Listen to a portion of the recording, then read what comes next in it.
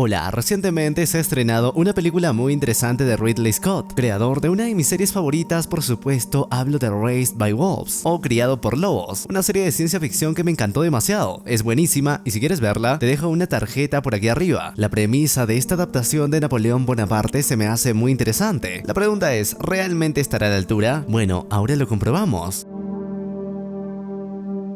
Todo empieza en 1789, en medio de la Revolución Francesa desatada por el hambre y la miseria, en la que el pueblo francés fue sometido mientras la aristocracia y la realeza continuaba disfrutando de sus riquezas. Así vemos que mientras afuera la turba hambrienta y enfurecida reclama la cabeza de la realeza, dentro del palacio los guardias escoltan a la reina María Antonieta y sus hijos hasta un refugio, pues el rey Luis XVI acaba de ser ejecutado por revolucionarios. Sin embargo, cuando los últimos simpatizantes de la corona también son ejecutados, María Antonieta es descubierta, así que la obligan a caminar entre su pueblo para recibir el odio en blasfemias a su corona y basura contra su cuerpo. A pesar de esto, María Antonieta nunca baja la mirada para dejarles en claro que sigue considerándose un ser superior a los franceses. Tras esto, María Antonieta llega a la guillotina. Con aires de grandeza, sin oposición alguna, introduce su cabeza en la máquina, para que enseguida esta se desprenda de su cuerpo al caer el filo del acero. Y como el pueblo todavía quiere descargar su rencor, su cabeza es expuesta ante estos como un trofeo. Entre todo esto se encuentra el joven artillero que contempla todo sin expresar emoción alguna, llamado Napoleón Bonaparte. Tras esto se lleva a cabo un mitin político en manos de Robespierre, el principal impulsor de la revolución, pues este motiva a sus seguidores y asegura que todas las ejecuciones de civiles que ordenó fueron justificadas, pues se trata de traidores y que la única forma de mantener la república es con el terror hacia sus enemigos. Mientras este se defiende, al lugar llega Napoleón junto a su hermano Lucien Bonaparte, pues fue citado por Paul Barras, el actual comisionado del ejército francés. Este le revela que la marina británica, con apenas 2000 soldados, acaba de tomar el control en el puerto de Tolón, dejando a media flota francesa atrapada. Y como perder esos barcos sería perder la república, debe recuperarlo y quiere que Napoleón lidere la reconquista. Sin embargo, Napoleón le explica que al tratarse de un puerto tomado, sus habitantes no defenderán a los ingleses, y por eso solo deben capturar el fuerte principal de la bahía. De esta forma, el 16 de diciembre de 1793, Napoleón Bonaparte llega al campamento francés de Tolón, donde pronto descubre que las tropas francesas de ese lugar no están adiestradas, pues carecen de disciplina, y sus armas son escasas, además de estar en mal estado. Debido a esto, Napoleón ordena a los hombres recolectar la chatarra de la playa para reconstruir los morteros necesarios en su plan, y cuando no ejerce como capitán, Napoleón se viste como civil para acercarse al territorio bloqueado por los ingleses, descubriendo que estos poseen sus armas apuntando hacia las tropas francesas en todo momento. Pasado esto, al caer la noche, Napoleón decide utilizar la oscuridad a su favor, pues ordena a sus hombres infiltrarse en el fuerte por mar, mientras las tropas británicas cantan y festejan. Así, una vez ahí, utilizan dinamita para crear una abertura en los muros del fuerte, y a continuación iniciar el fuego de todo su batallón. Pronto, los británicos comprenden que están siendo atacados, así que responden al fuego enemigo disparando desde la cima del fuerte, para evitar que los franceses escalen y suban sus morteros. En medio de esto, cuando Napoleón decide unirse al frente, una de las balas de cañón británicas impactan en el pecho de su caballo derribándolo, pero como todo hombre de guerra continúa marchando a pie y vemos que logra subir al fuerte, junto a los suyos, uniéndose a la batalla cuerpo a cuerpo, donde posicionan con éxito los morteros y aunque llegan más británicos, estos son arrojados fuera del fuerte. Ya con la fortaleza en su poder, ordena fuego contra los navíos británicos, los cuales al estar indefensos, comienzan a hundirse inexorablemente uno por uno, mientras se bañan en el fuego de una gran explosión que ilumina todo el cielo de Tolón. Al día siguiente, el mismo Paul Barras llega al fuerte para felicitar y ascender a Napoleón a rango de general por esta increíble victoria. Mientras todos los hombres observan sus pasos, Napoleón se acerca a su caballo muerto y le extrae la bala de cañón que lo mató como recuerdo. Tras esto, en una nueva reunión, Paul le informa a Napoleón que el gobierno régimen del terror que Robespierre ha estado implementando mediante la guillotina ya no cautiva a los ciudadanos y solo genera rechazo, por eso quiere que lo ayude a derrocarlo. Así en Francia, ahora Robespierre está en medio de un juicio político, pues el pueblo lo acusa de ser un gobernante sádico. Robespierre les advierte que si es sentenciado, entonces todos son culpables, pues lo siguieron desde el principio, y como esto cambia la opinión pública, Robespierre los acusa de ser traidores. Sin embargo, ante esto, Paul ordena a sus hombres intervenir. Robespierre intenta escapar y al ser acorralado decide suicidarse disparándose para evitar la guillotina, pero vemos que su disparo solo dañó su mandíbula, y por eso Paul ordena su ejecución con su propia arma decapitadora, dando fin al reino Reino del Terror el 27 de julio de 1794, lo cual se refleja con la liberación de 41.500 prisioneros. Ese año en una casa de París se lleva a cabo una obra sobre la revolución y la decapitación de María Antonieta. Entre los espectadores se encuentra Napoleón Bonaparte, quien prefiere ignorar el teatro para recorrer la fiesta. Y de entre todas las mujeres, Josefina de Beauharnais llama su atención. La mirada incesante de Napoleón hace que Josefina se acerque para preguntar sus intereses en ella, y aunque él apenas puede hablar, le pide que ella no le revele su nombre. Al día siguiente, el mariscal Ney interrumpe el juego de Napoleón para darle el paso al hijo de Josefina, quien le revela que al ser ejecutado su padre perdió su sable, y tanto él como su madre desearían recuperarlo como recuerdo. Como se trata de Josefina, Napoleón rompe la ley y va personalmente a la armería secuestrada, donde elige un arma cualquiera y se la entrega al hijo de Josefina en su casa. Como retribución por tal gesto, Josefina acepta almorzar con él, y una vez ahí, este no pierde el tiempo con sus tácticas y hace que se siente más cerca suyo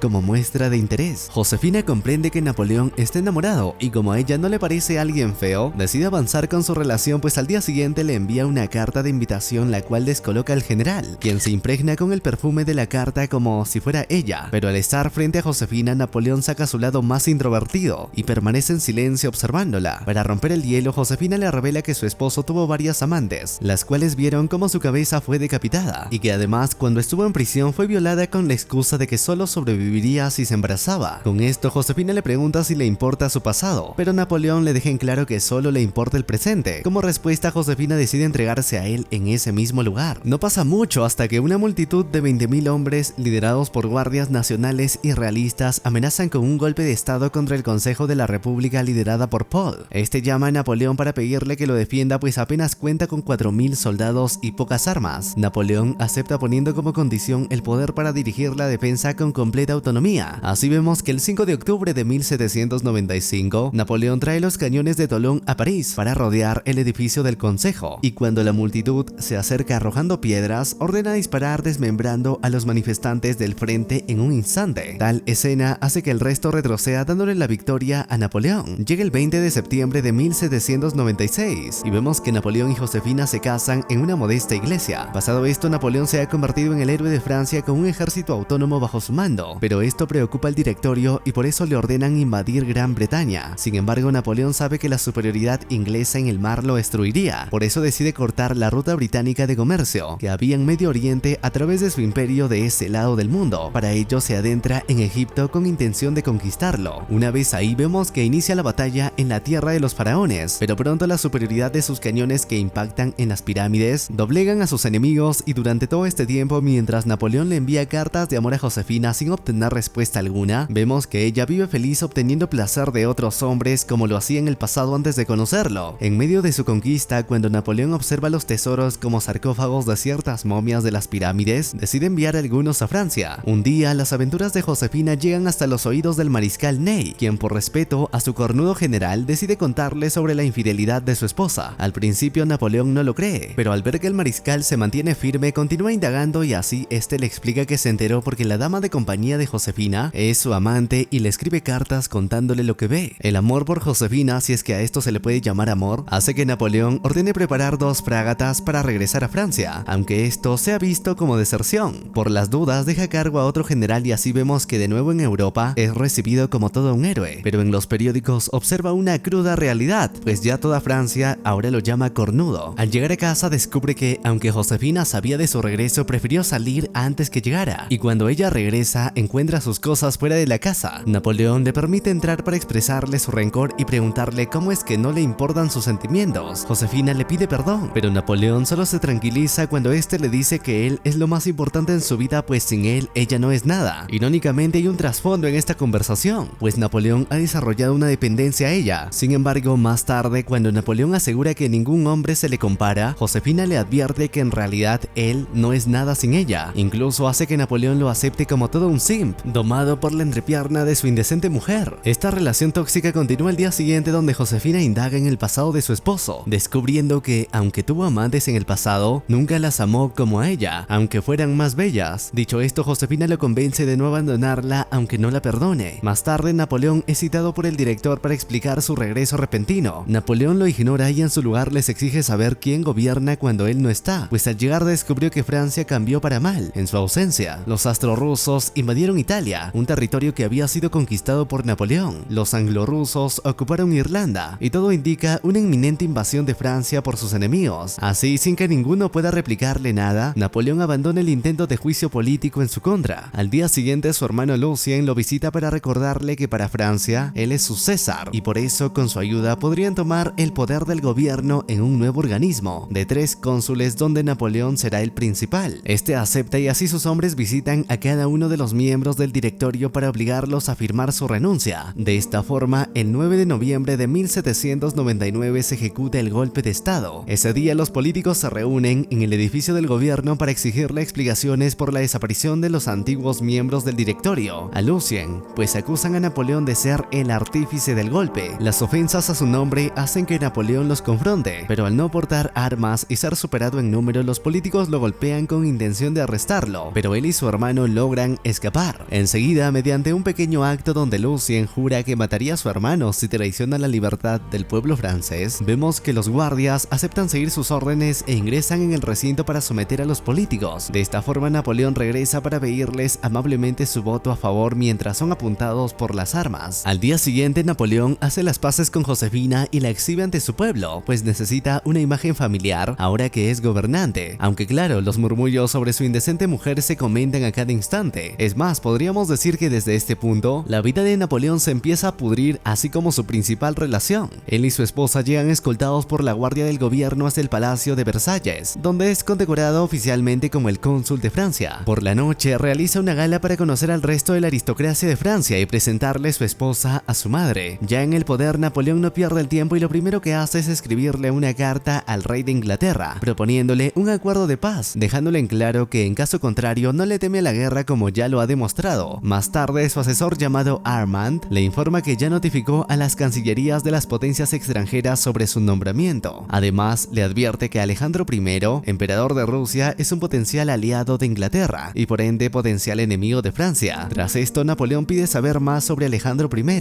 descubriendo que además de ser popular, este teme ser asesinado en su cama como su padre. Tras esto conocemos a Charles, el ministro de Relaciones Exteriores de Francia, quien increpa a un importante miembro de la política austriaca para sugerirle que mueva sus hilos para que su rey acepte la paz con Napoleón, pues este buscará esa paz aunque sea derramando sangre. Como todo este tiempo Napoleón no recibió respuestas a sus cartas, se emociona al ver que ese día está siendo visitado por el embajador inglés. Sin embargo, al ver que este continúa ignorándolo, decide advertirle que si no aceptan la paz, acechará y sumergirá al rey de Inglaterra en el miedo, y tarde o temprano conquistará su isla, pues sabe que sus aires de grandeza solo se sustentan en sus barcos. Más tarde, Talleyrand le propone cambiar su imagen ante las familias poderosas de Europa, adoptando el cargo de cónsul vitalicio, también conocido como el rey de Francia. A Napoleón le causa gracia y antes de decidir le hace una visita express a Josefina para meditar mientras aplauden juntos. Pero después de tantos años de hacerlo como conejos, Napoleón se pregunta por qué Josefina no ha quedado embarazada. Ella le explica que ni siquiera los médicos lo saben, pero probará con los remedios caseros la próxima vez. Llega el 2 de diciembre y vemos a Napoleón caminar avanzando en la iglesia para su coronación como rey, donde si bien el papa es el encargado de poner las coronas sobre las cabezas de los reyes, esta vez Napoleón decide hacerlo con sus propias manos, rompiendo así la tradición, pues le deja en claro a los presentes que fue él y solo él quien desenterró la corona de Francia que estaba en el suelo y ahora se corona a sí mismo como emperador y a Josefina como su emperatriz. Como ahora es el regente y está en guerra, necesita más que nunca un heredero. Esto provoca que le advierta a Josefina que si esa noche no queda embarazada, entonces se divorciarán. Josefina le echa la culpa por su estado físico y por nunca haber hecho el amor propiamente dicho, sino simples y rápidos revolcones, acusándolo de infértil. Esa misma noche Napoleón le hace caso y luego de decirle que volverá vivo de la guerra solo para verla, reanudan la fabricación del heredero con amor. Ya en el campo de batalla vemos que en el campamento enemigo Alejandro I se reúne con Francisco I,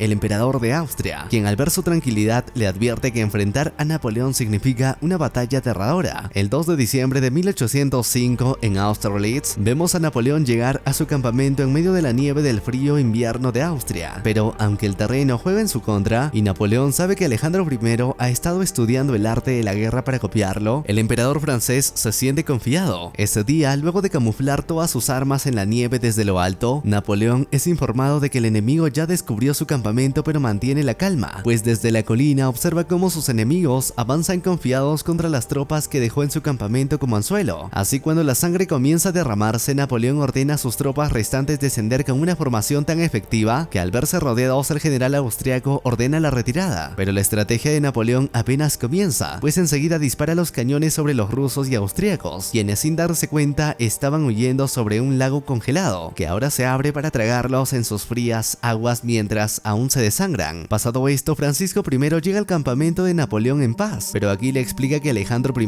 no planea reunirse con él. Napoleón le hace notar que, aunque hubiera podido tomar el ejército ruso como prisionero, prefiere dejar a Alejandro y a él libres, pues sabe que recordará este gesto de bondad en las futuras guerras. Cuando Napoleón regresa victorioso a Francia, como sus métodos para tener un heredero no han funcionado, acepta el experimento de una nodriza para averiguar si es infértil o no. Esa noche tiene relaciones con una joven de 18 años fértil, descubriendo pronto que ella está embarazada, revelando así que Josefina siempre fue el problema. Al enterarse de esto, Josefina le deja en claro que aceptará el divorcio si así lo desea Napoleón, pero este la ama tanto que incluso intenta mover sus hilos para hacerle creer a Francia que la madre de su hijo bastardo es Josefina. Aún así, por consejo de sus allegados, Napoleón recapacita y vemos que su divorcio por fin se lleva a cabo, aunque le duele en el alma por el bien de Francia, e incluso golpea a Josefina para que mantenga su temple en el proceso. Ya despojada de su título de emperatriz, Josefina se muda al castillo de Malmaison. Un día, Napoleón la visita para expresarle que le extraña y pedirle que cuide su salud, y que le escriba cartas pues sigue siendo importante para él. Llega julio de 1807, y Napoleón se reúne con Alejandro I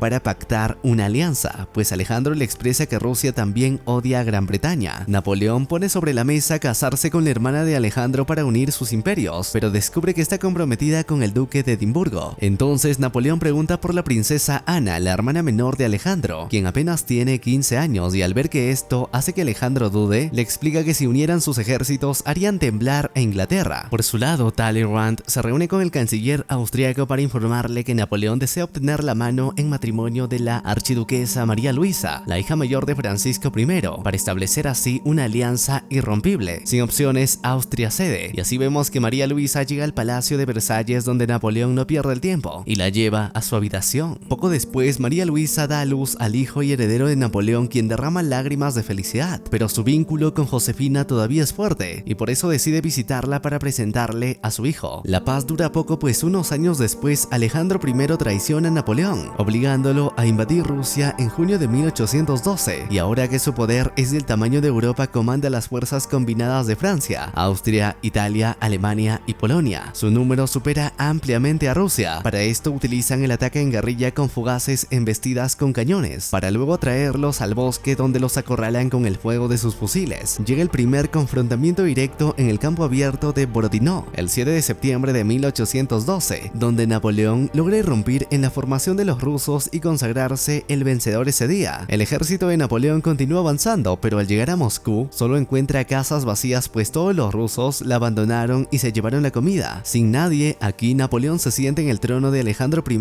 ofendido por su vida, pero esa noche su sueño se interrumpe al ver que los mismos rusos han regresado solo para quemar Moscú. Napoleón desea venganza, pues apunta con avanzar hacia San Petersburgo, pero el mariscal Ney le advierte que el invierno se aproxima y si continúan sus caballos morirán por el frío y se quedarán sin provisiones. Por eso aconseja pasar el invierno en Polonia, pero Napoleón confirma en sus sentimientos de victoria y ordena continuar. Sin embargo, el mariscal tenía razón, pues vemos que en su camino sus tropas comienzan a enfermarse. Muchos desertan por la hambruna que los obliga a comerse sus propios caballos. Llega diciembre y luego de haber perdido 20.000 hombres de los 60.000 que marcharon con él, Napoleón regresa derrotado a Francia, donde la coalición europea decide castigarlo exiliándolo en la isla de Elba, donde es recibido como un héroe. Mientras tanto, Alejandro I se toma el atrevimiento de visitar a Josefina. Este comienza a seducirla diciéndole que ya no debe permanecer recluida en esa casa, ahora que Napoleón ya no está, pues su belleza le dará la libertad que desee. La noticia llega hasta Napoleón, quien explota de ira, pero aún así continúa enviándole cartas a Josefina donde le deja en claro que regresará para reclamarla a ella y a Francia como suyas. Así vemos que 300 días después Napoleón rompe el exilio y regresa a Francia, y a su paso por los distintos pueblos, sus habitantes le expresan su amor hacia él. En medio de esto, es interceptado por los soldados de Luis XVIII, el nuevo rey de Francia, quienes le ordenan entregar sus armas y regresar a su isla, pero en su lugar Napoleón comienza a hablarles a los soldados, a quienes expresa que extrañan las victorias que tuvieron juntos, y como desea volver a ver París, les pregunta si se unirían a él. Enseguida todo el batallón se rinde ante él y proclaman su nombre como el único emperador emperador de Francia. De esta forma, ya con el poder de sus tropas, lo primero que hace es visitar a Josefina, pero aquí descubre que ella murió el 29 de mayo por una enfermedad y que todas las cartas que le envió a lo largo de todos estos años fueron robadas y vendidas por el mozo de Josefina en su muerte. En mayo de 1815 se lleva a cabo el Congreso de Viena en Austria, donde los políticos de la región liderados por Arthur Wellesley y el duque de Wellington deciden unirse contra Napoleón, con un ejército de cientos de miles de soldados que rodean las fronteras de Francia y Bélgica para destruirlo. Por su lado, Napoleón y los suyos contemplan su posición en desventaja, pues sus 120.000 soldados franceses no son nada contra toda Europa. Por ello, Napoleón ordena atacar de forma separada a cada uno de sus enemigos para evitar que unan fuerzas en Waterloo. El 18 de junio de 1815, el campo de batalla de Waterloo es bañado con una intensa lluvia que obliga a retrasar el choque de ejércitos entre británicos y Francia. Mientras tanto, Wellington prepara a sus hombres recordándoles que vencerán si mantienen la paciencia y esperan a Napoleón. Y su ejército continúa creciendo, pues a solo 19 kilómetros se aproximan tropas prusianas aliadas para unírsele. En un momento, uno de sus francotiradores le advierte que tiene a Napoleón en la mira y podría disparar si lo ordena, pero Wellington se lo prohíbe, pues le deja en claro que los generales en mando no se disparan entre sí. Gracias a sus espías, Napoleón se entera de la llegada de los prusianos, así que ordena disparar los cañones, los cuales comienzan a derribar a los británicos del campamento de Wellington, mientras siguen firmes por órdenes del duque. Ante esto, Napoleón ordena a su infantería avanzar, mientras sus cañones cubren su paso. Entonces Wellington por fin ordena disparar sus cañones para resistir, pues en ese momento los espías le informan a Napoleón que los prusianos están a 8 kilómetros. Napoleón decide apostarlo todo antes de que lleguen los refuerzos enemigos, ordenando avanzar a la caballería. Wellington responde posicionando a su infantería en el campo de batalla para recibir el impacto en una formación cuadrada, desde donde disparan a todos los caballos que intentan rodearlos. A continuación, Napoleón es informado de la inminente llegada de los prusianos, a solo 5 kilómetros, así que se pone al frente de su infantería, y luego de motivarlos, ordena avanzar a sus últimas tropas en pie lideradas por él mismo. Por fin se produce el choque directo, y Wellington envía su caballería y está de suerte, pues justo en ese momento llegan los prusianos. Al ver esto, Napoleón decide retroceder mientras sus últimas tropas fieles a él continúan luchando y reciben de lleno el ataque prusiano. Sin nada que hacer, Napoleón se rinde. En julio de 1815, el derrotado Napoleón es visitado por Wellington, quien le informa que se realizó una votación y como aún tiene amigos en la aristocracia de Europa, logró evitar la sentencia de muerte. Por ello, será exiliado a la isla de Santa Helena, a más de 1500 kilómetros de las costas de África, junto a 3 oficiales y 12 sirvientes que lo acompañarán. Y esta vez será vigilado por el gobernador Hudson Lowe. Así, el 15 de octubre de ese año llega a la roca que llaman Isla, donde vivirá hasta el final de sus días, recordando a Josefina, pues 6 años después Napoleón, quien fue emperador de toda Europa, muere el 15 de mayo de 1821, y en su lecho de muerte dijo como últimas 3 palabras: Francia, ejército y Josefina, finalizando así con su triste y lamentable historia. ¿Te gustó o no te gustó esta adaptación? Parece que muchas cosas no se asemejan a la historia original. Los leo a todos en los comentarios. Sin más, esto es todo por mi parte, nos vemos en la próxima. Adiós y un beso a todos.